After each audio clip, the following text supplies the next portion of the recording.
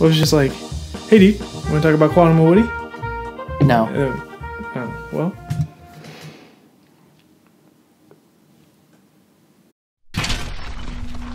You are now watching WhoDooTV. This is WhoDooTV, and I'm Hoosier. I'm Jared. Today we're talking about Quantum and Woody, the two lovable idiots, I may say, and they are awesome. These guys rock. I am new to Valiant, as you all know, and these guys have instantly become one of my favorite duos. I got a big soft spot for duos. I mean, I'm like super into like Archer and Armstrong as well, but these guys just bring it. They bring a whole different just element to the universe as a whole. These guys rock. They are very awesome. We are doing this in preparations for the upcoming Daniel Kibblesmith book, Quantum and Woody, that's coming out. And we're going to go into a little bit of the first volume, some of their origins, and talk about Eric and Woody Henderson, the world's worst superheroes. Yep, absolutely. We want you guys to be like really excited, and we want you guys to know who these characters are before you go and pick up that #1. Right? Because you're gonna, laugh out loud with these guys. They do stupid great, and James Asmus did a great job introducing these guys when they came out. Not to mention Kristen Bright, when they did their run of it, the original run. It was amazing and it was hilarious, but Daniel Kibblesmith is probably going to be the perfect guy for the job. We got to meet James Asmus back at Rose City Comic Con in September, and he agreed with that. He said, one of the best writers, the perfect writer to get for this, and he was like, he gave his endorsement, his 2 thumbs up on it. Yeah, absolutely. I mean, he seems to like Daniel a lot. First up, I just want to let you guys know, if you like videos like these, be sure to hit that subscribe button, and if you like this video in particular, be sure to hit that like button for us. Definitely. We might get into spoilers on Volume 1, so if you're going back and doing some back issue reading, we might spoil Volume 1 a little bit, but we're not going to do it too much because we are just going to give you an overview of who these guys are. Like I said, we got Woody and Eric Henderson, brothers, but by adoption. Woody was adopted by Eric and his dad, Derek. Yeah, Woody had been, passed from foster home to foster home, and he finally found a place that he could call home. And Derek's home was that, and with his brother Eric, but they are very different individuals, he and Eric. Woody loves to manipulate. He knows how to manipulate people. He knew how to get under Derek's heartstrings when he'd talk about every family just leaves me anyway, and like whenever he got in trouble, he knew how to just basically pull on Derek's heartstrings to get away with anything, it seemed like. And it also left Eric to kind of be that lost child. Yeah, and especially when Eric as well, he's a rule keeper, he's very much about sticking in the rules, doing things right. He tries to have a real strong moral compass, especially when he feels like he has to make up for the things that Woody does. A very much yin and yang type of relationship between the two, and some jealousy that grows up between the two. And when they become adults, Woody kind of finds himself estranged from the family, and they don't get reconnected until Derek's passing.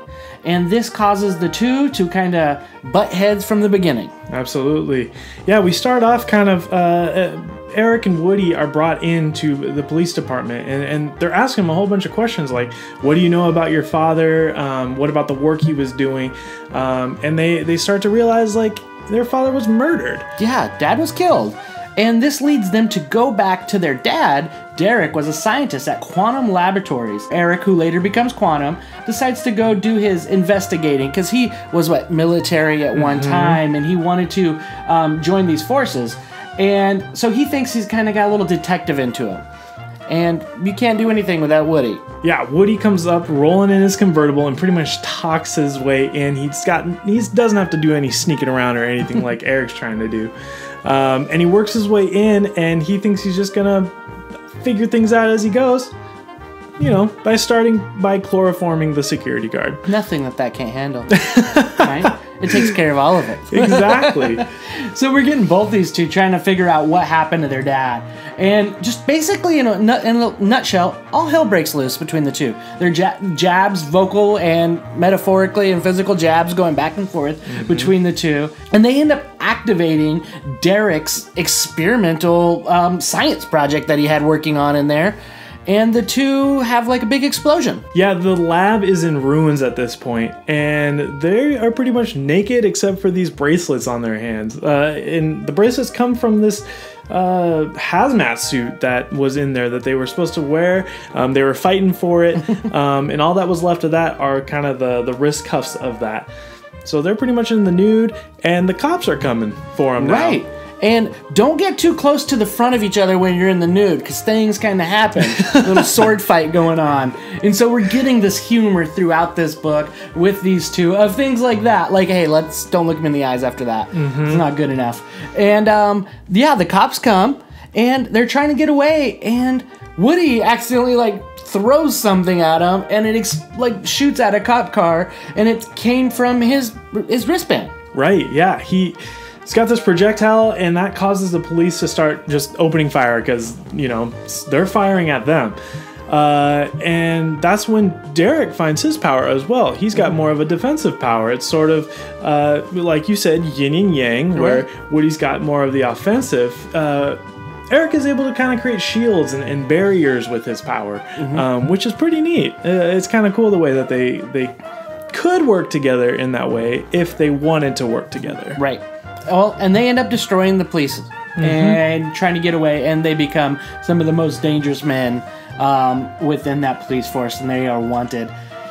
And it just goes on a wild goose chase from there. They keep trying to figure out what happened to their dad and how their dad was murdered. And they end up getting some ridiculous outfits in the meantime. Yeah, this is one of my favorite moments, especially at the beginning here, is... They get these costumes, and there's a scene where Eric's already got it on, and he's saying, this doesn't fit, it's super uncomfortable, and Woody's like, dude, no, we can't just go in there and show our faces and everything.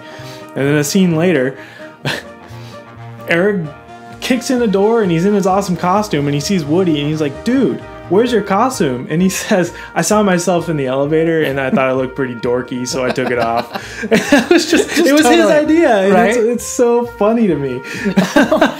And then Quantum's just pissed off. Eric's pretty pissed off about it, and he talks. What does he say about the outfit? He says it's like some bondage pajamas. right. But if they were bondage, they would be assless. Yeah, that's what Woody says. He's like, come on, dude, don't be ridiculous. They'd be assless. It's like... So, cracking jokes left and right. It is an amazing journey you get to go on these guys. One thing you also get to see about these guys is they have this goat with them. This goat that follows around. He shoots laser beams out of his eyes, and he has a pretty cool origin story. Yeah, they find him. So there's this big group that they kind of have to infiltrate.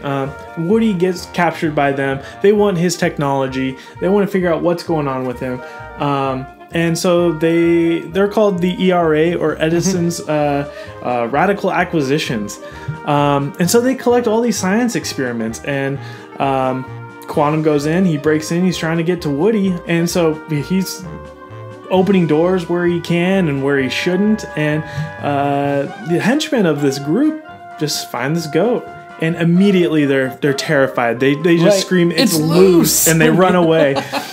Come to find out, the goat is this crazy weapon. It's got these super powerful laser eyes, and it's ridiculous. Right, and then you go through Goat Zero, right? And Goat Zero gives the backstory of this goat, and we learn that this is actually it's their father. It's Derek is actually who the goat is. Their father, Derek, is the goat. Which is crazy. I mean, this family can't get any more ridiculous, I don't think. Right. And they also have to clang. They have to clang, and that is what keeps these two men who seem so opposite together. Is the fact that they will literally fall apart on a quantum level if they do not clang those bracelets that they have. And that is the genius of the father, right? Knowing that the two sons are so far apart, how do I make these two like each other? How do I put my two boys in a room without them fighting? They're gonna fight. But at least they're gonna have to stay alive with each other and rely on each other just a little bit. And that requires the 24-hour clang. Exactly. And I gotta say, while this story is so full of jokes and almost slapstick comedy, just the fact that it really does, it hits the themes of family so well. The characters are so well written that you do get a lot of these moments of feeling for them and understanding where they're coming from and why Eric is one way and why Woody is another way. And it's just so well written. There's everything in this book. Right. It does hit a lot of it. It is very well done. James Asmus does a good job. And that gets us to where we're at today. What's coming out in December 2017. The new run of Quantum and Woody, Daniel Kibblesmith, and Kano doing the art. And boy, does this look like a very bright and very well done book. Yeah, the composition of the frames in this looks awesome. It looks very much on brand for Quantum and Woody, and I'm really looking forward to that. It just seems out there. It seems like there's, I don't know, just a lot of different focuses going on. Really almost chaotic, yet systematic at the same time. And I mean, the artwork looks great. The panel layouts look so good. Exactly. Like there's that issue of where they're driving the ice cream truck and you see block after block that shows it. It's been some of the solicitation page. It looks so great. The covers, man, these covers are going back 90s style, Quantum and Woody style, with some actual wild cats and some old school 90s foil. Yes. Oh my gosh. I cannot wait to see. I want to see one in real life. They're like crazy lenticular, foil wrapped, stickered. And just the foils cover. have sold out so much with these. They are doing like 5 different versions of the foil print because they're using authentic 90s foil. Right, yeah. And so the foils are going to be different from what to what. And so I don't know for you speculators what that means for collecting purposes, but there may be a bigger run of certain foils than other foils. Who knows? Yeah, it's going to be awesome. Yeah, I know. I think, Dinesh was out at the printer and they found this roll from the 90s, like straight out of there. And he said pretty much right then and there, we're using this. Like, it's awesome. There's so much like thought and it just makes me very excited to just get these guys going. And, you know, it's another ongoing for Valiant, which is great. So just keep those brands coming. Right. And I mean, Daniel Kibblesmith, I said his name a couple times. He's a writer for the Stephen Colbert Show. He has written a couple other comics. Just recently wrote a Santa Claus book called Santa's Husband. Yes. And he also was like a writer on board with the Emmys when the Emmys were out this year. And so he's got his name in a bunch of different pots. And he is a top-class writer, which knows comedy. If you haven't followed him on Twitter, you need to follow this dude on Twitter. He's funny. He's hilarious. Just can't wait for this. Great story. He's got an awesome foundation. Asmus has set up a great foundation for him to take this on. It's going to be wonderful. It's going to be exciting. It's going to be action-packed. And it's going to be hilarious. So I can't wait. Oh gosh, this is one of my most anticipated books. When we did the Valiant Summit, or we heard about the books coming, was Quantum and Woody. Like that one kind of excited me the most, and I don't think I'm going to be disappointed with what Valiant's put out this year with their ongoings with Salvation, EXO, Ninja K. I love that we're getting this book right here, and some, like say, some amazing art on it, and some really cool gimmicks. Yep. It's good stuff. So you guys need to be pulling this book. It's coming out in December. You got to get it. It's Valiant's new ongoing title, Quantum and Woody.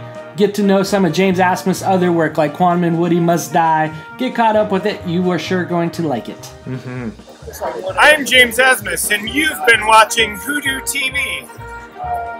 Hey, if you like this video, be sure to hit the like button below. There's also that subscribe button down there too. Make sure you punch that. We'd appreciate it.